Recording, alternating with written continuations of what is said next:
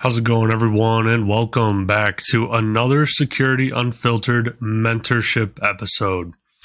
So, today we are going to be talking about something or a topic that I'm very familiar with.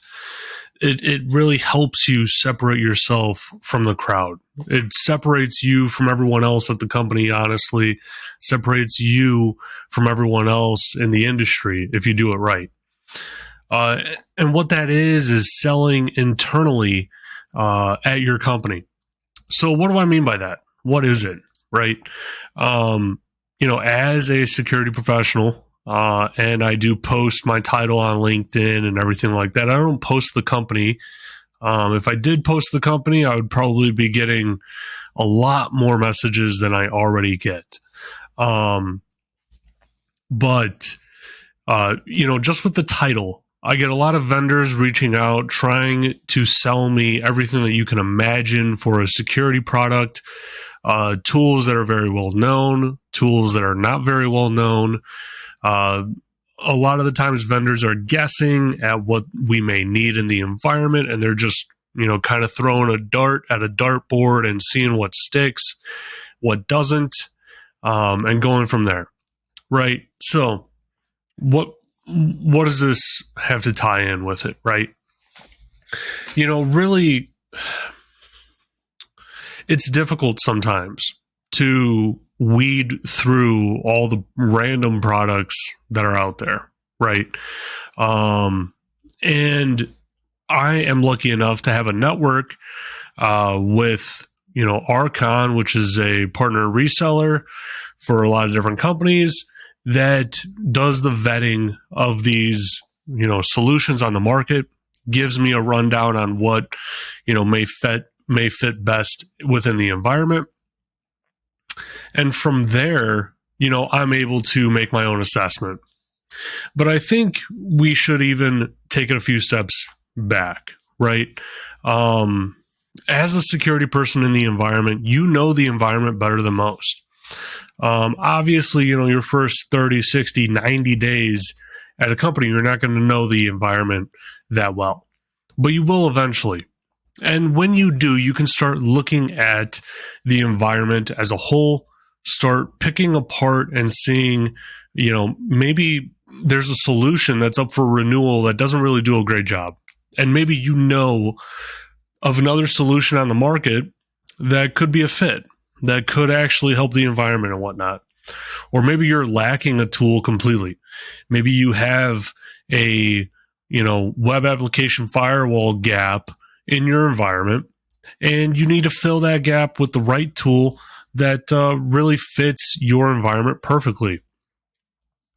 So taking that need and then potentially reaching out to your network or even reaching out to the top players in the area, a quick Google search will tell you, all the time, every time, who is the big players in the space. Let's just say, web application firewalls, for instance, right? Cloudflare, Fastly, Akamai, these are almost household names, right? In security, everyone knows who they are. But let's say that you're looking for a WAF, right? What would I do to sell this internally? So the very first thing, I need to actually talk to someone at Cloudflare. Just using that as an example, right? I would need to talk to someone at Cloudflare. I would probably need to talk to someone that knows the solution and the offering really well, which could be my, leveraging my own network that I've already built up through Archon, or talking to other people that I know that already own the product, and talking about, the ins and outs of the solution, right? So I can figure out if it works best for my environment before I ever even get on the first call. So then, I'm getting on this call, right, with the vendor, whichever vendor that might be, and I'm presenting them a problem in the environment. And, to be completely honest, this is just me, right? There isn't anyone else on the call. No one else in my organization at this point knows that I'm doing any sort of thing like this, right? It's not like it's being heavily publicized. And so I'm getting on the call by myself and I'm talking to the vendor, right? And they're probably going to go through some slides, show me different things, ask me if I think that it could work in the environment. I'll give my feedback. And then it's time to actually start selling internally. So how do you do this? Earlier on in my career, I thought this was fairly difficult. But earlier in the year, I did talk about building a network, building a bomb-proof network. I think there's two parts to it. There may even be a third episode that's about building a network that wasn't, in that same title and whatnot. But you should already have a network. At this point, when you're selling something internally, you need to be leveraging your network. You need to be leveraging your internal network at the company. You need to be leveraging your external network at other companies, and key people that you actually trust with, the sort of knowledge, right? Like, do I actually trust their expertise in web application firewalls, right? That is definitely something to keep in mind and always be aware of. So with that said, where do we go from here? And so it really does kind of vary with where you go from here. You would probably want to, bring it up to your direct manager first, obviously, and say, hey, we have a gap in this area. Is there a project at play that I don't know about that, is coming up or anything like that? If they say no, great. Maybe it's an opportunity to start a project and get this thing kicked off, and maybe you can own it because you identified the gap first, or maybe you're the one that brought it to their attention first, and you should have some ownership in it. From there, it's not necessarily about playing internal politics, okay? Which it could come off as sounding like that. How I do it, I'm very, very open, very honest, and you got to approach it from a place of you're doing a fact-finding mission, right? You're just trying to figure out what's going on in the environment. You think that there's an issue in one place. Maybe you confirmed it with the architects before you even talk to your manager and be like, hey, is this what I'm seeing? Because this is what it looks like to me, or is there something else going on here that I don't know about? Doing those things will prepare you to actually sell it internally to your management, because your management will then have to go and pitch it, upwards to the CISO at some point, get approval for the funding, do the project and that whole thing, right? But let's talk about why do this. Why even go out of your way and try and do this? And this has been difficult for me at times, I'll be honest, because I have sold products internally before at companies that would greatly help that company, that environment, several teams within the company. And I've sold it properly. I've sold it to the CISO, the CIO, my manager, right? It really just came down to one person denying it because they didn't want to admit that their solution that they chose 10 years ago was not working to the standard that the organization needed.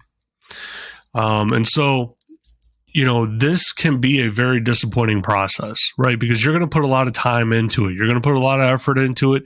You're going to learn a whole lot more about the product than you ever would have before.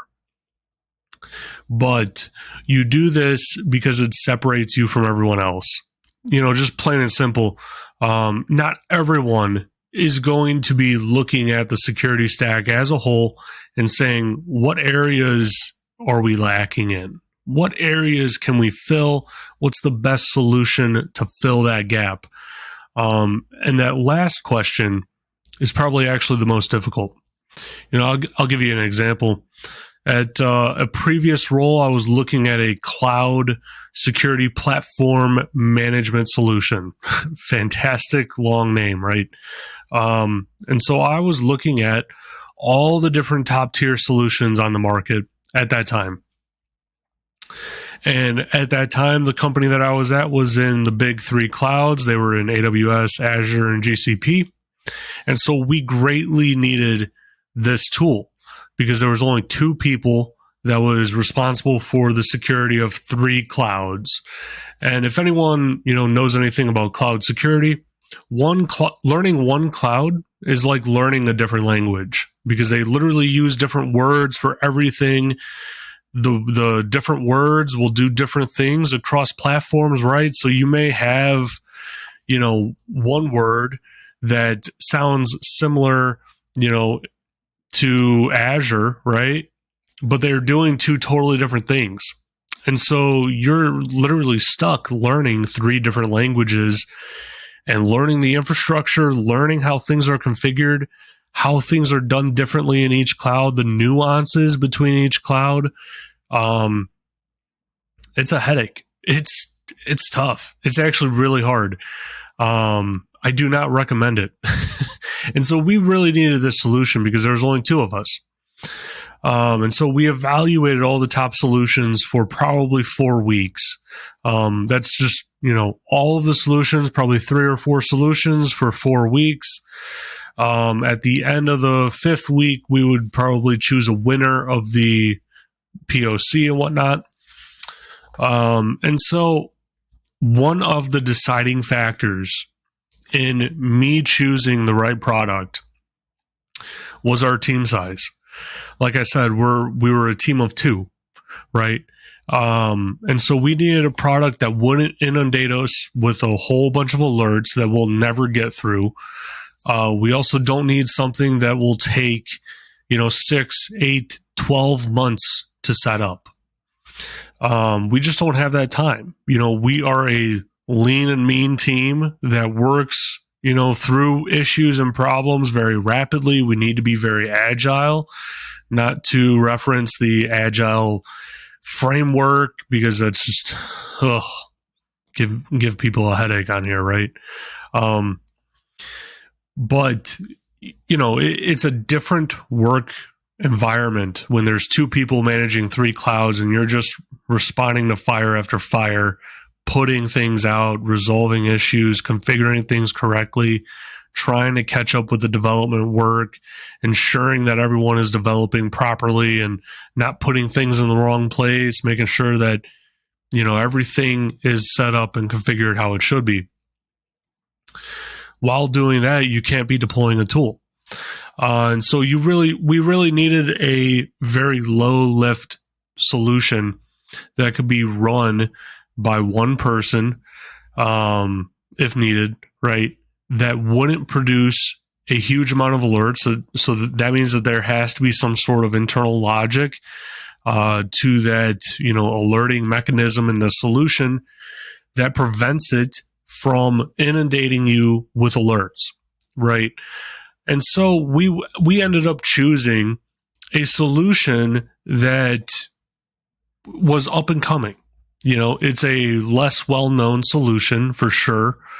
And we chose that solution because we were a team of 2 and it took precisely 30 minutes to set up and deploy the solution.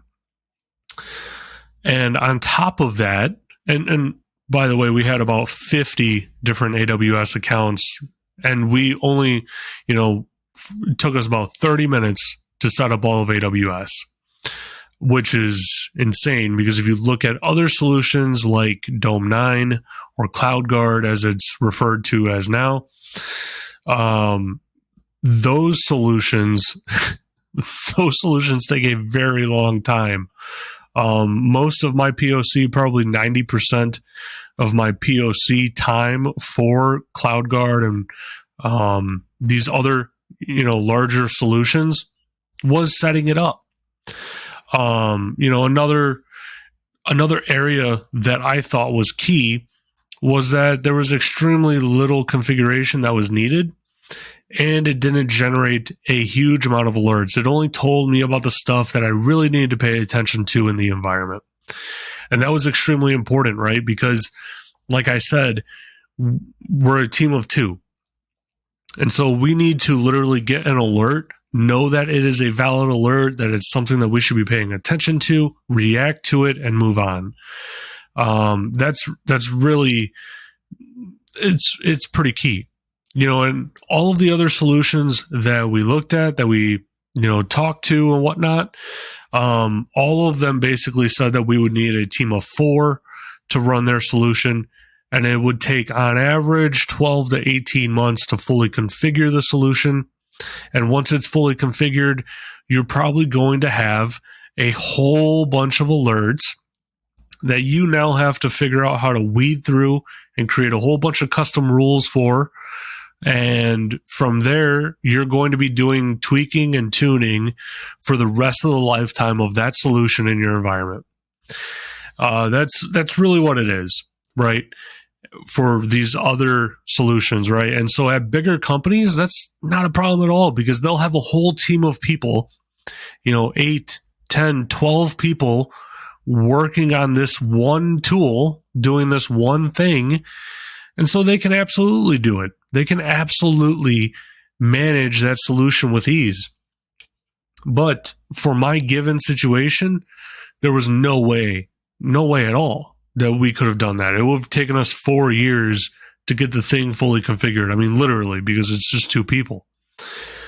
And so that's how we made our decision to go with this other less known solution that ended up being a better solution. Now, why do I take you through all of that, right? It shows you how it sets you apart. Immediately, I took ownership of this problem in our environment. It wasn't my responsibility to really take ownership of it, but I took ownership of it, right? Because I'm the cloud security person. We don't have a management tool for the cloud. We need a unified platform for it. We need a project for it. And so I immediately owned this entire process. I brought it up to my management. My management and myself brought it up to the CISO. The CISO approved. We got a budget for it. We're off to the races. All of that is taking initiative. I identified the lacking area in the environment, and then I took ownership. I didn't just identify the area and then point a finger and say, hey, someone else should take care of this. I identified a gap, and then I said, hey, I'm taking this over if it's approved. Like, I own it. I run it. I'll choose everyone for the POC, and we'll make a decision as a team. So it shows taking initiative. It shows taking ownership. And once we get through those 2 things, you're also going to gain a whole lot of experience, a whole lot of knowledge. And, maybe even more importantly, you're going to become more well-known within the environment, because you're going to be working with a lot of different people. Your manager and their manager will likely refer to you now in other executive level meetings and calls, because they're saying like, hey, we have this new project. You need to get ready. You need to, get your teams ready for it. This is the point of contact, and they're going to bring up your name. So that is just something that you should absolutely, keep in mind and whatnot, like when you're doing this, right? Because you're going to get more well-known within the environment, and that is only going to help you. As long as you use that notoriety correctly, it'll definitely benefit you. So, all of these things combined really work to set you apart, and that's key, right? Because you need to be able to set yourself apart from everyone else in your environment. It's not enough to set yourself apart from everyone else when you're applying for a job, right? You absolutely have to do that, because why hire, a cookie cutter person that you can hire, 10 other people and get the same results, right? The reason why you would hire someone is because they provide something that the rest of the candidates don't. And this same exact thing works internally at companies. The next time that there's a promotion available, the next time that, let's just say you want to get promoted to be an architect, right? And now the opportunity is available. You have a really good case as to why you should be getting that job, right? Because you took initiative, you took ownership, you analyzed the environment, saw that there was a gap, made the right call on the solution, deployed the solution, and then even, provided support, training to the rest of the organization, provided documentation. You had to sell it to your manager, to his manager, or their manager, and to the CISO, whoever that might be. Maybe you even had to go a step further and sell it to the CIO. Maybe you had to go a step further and create the slides for your CISO to sell it to the board. Because maybe, your company has a requirement on if it costs X amount of dollars, you have to get board approval and all this other stuff, right? And, your job is not just to point the finger and say, hey, we have a problem here. Your job in this situation is to take full ownership and see it through to the end.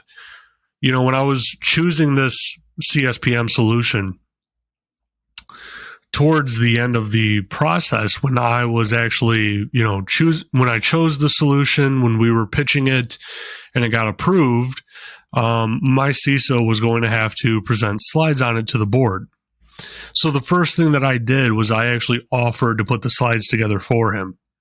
Now, these slides, I've never had to present to a board before. I've never had to create slides for the board before.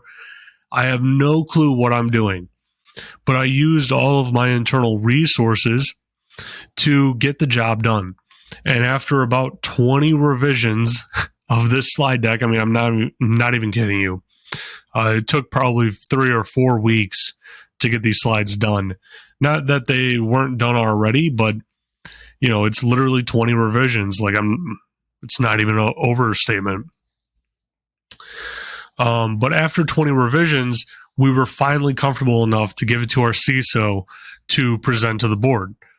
And with all of that, though, it just shows you, right? Like in this situation, I took the initiative, I took ownership, I saw it through end to end. That's the big piece, right? Not everyone can say that they did that. Not everyone on the market can say that they identified a gap, explain what the gap was, why it stood out to you, why it made sense to prioritize that risk to the environment over other risks to the environment. What were other risks? And then going through this entire process, right, of learning the technology, selling it internally to the right people at the right time. That is key. Being able to actually sell that solution to the right people at the right time. And I'll give you an example. Right. So when I was trying to sell this CSPM solution internally that I had chosen through the POC, part of it was actually selling it to my CISO. So I chose the solution. My manager agreed with it. His manager agreed with it. And then it was time for the CISO. And my manager's manager basically had to gauge if my CISO was in the right mindset or the right mood to be able to handle a discussion like that. And so the meeting actually got delayed 1 or 2 times because he just wasn't in a good space that day, right? And they didn't want to kill the project because he was having an off day. And, I had put in a lot of work already into this thing. So timing is everything, right? And then you also being able to sell it internally. Hey, why do we need this solution, right? What was the gap that I saw? Because these people probably saw it as well, already knew about it. What were the solutions? What was the criteria that I was basing everything off of? And then what was the final results, right? Like there's a lot of different classes out there. Probably there's a whole lot of different articles about how to talk to executives and whatnot. I have learned keeping it short, simple, and sweet is probably the best route that you should take. I think my presentation to the CISO was under 10 slides. And I think it was my actual presenting of the solutions was probably done in 15 minutes, like at most, probably 15 minutes. And then the rest of the time, we discussed it. We discussed next steps and everything else like that. Now, just because it gets through that CISO approval doesn't mean that your job is done, right? I said end-to-end ownership of this entire process. So now you're going to get experience with negotiating quotes, negotiating with the vendor, learning how to actually do that, learning when to push back, what areas to push back on, how to actually get the real numbers from these vendors and things like that. That's experience that you're not going to get other than doing it. Like that's something that, is definitely an art form almost, right? Of how to negotiate someone down $1 million, right? I'll give you an example. One of the quotes that we got for this CSPM solution, I think the first quote was like $1.4 million. We negotiated them down to like over $1 million discount, right? Well, when I say we, I actually say me. I was able to actually get them down, a considerable amount so that it fit within our budget, because we desperately needed a solution in the environment. And this other solution, was just the right solution for our environment. And so you're going to get experience with that as well. And you're going to get experience in probably 10 other different ways that I'm not even mentioning right now. You're going to learn how to talk to executives. You're going to learn how to present to executives. You're going to learn the ins and outs of the process. Every company has a different procurement process. It has different time frames with it, and different people need to be engaged. Different teams need to be engaged at different times. All these different things, right? And you don't learn any of that unless you actually do it and go through it. So again, doing something like this, choosing a solution, identifying that gap and choosing a solution and then selling it internally and saying, hey, I want some time or your approval to look at this solution a little bit further and going from there, right? And owning it, taking that ownership. I recommend everyone reads the book Extreme Ownership by Jocko Willink. It's a fantastic book, and it really shows you that there's very few excuses out there. Whether you succeed or fail is all up to you. Whether you are successful is almost completely in your hands. You should have foreseen different things. You should have adjusted different things. And he really goes through it ad nauseum to make sure that the readers understand, the roles and responsibilities that someone may have and what they can do within those roles and, times to push the boundaries and things like that, right? All of those things, all of those skills that you learn, all of those soft skills are extremely valuable. And they're not going to just pay off in the workplace, right? In the office, right? It's going to pay off in a lot of different areas of life. You're going to learn how to negotiate the price of a home down more, right?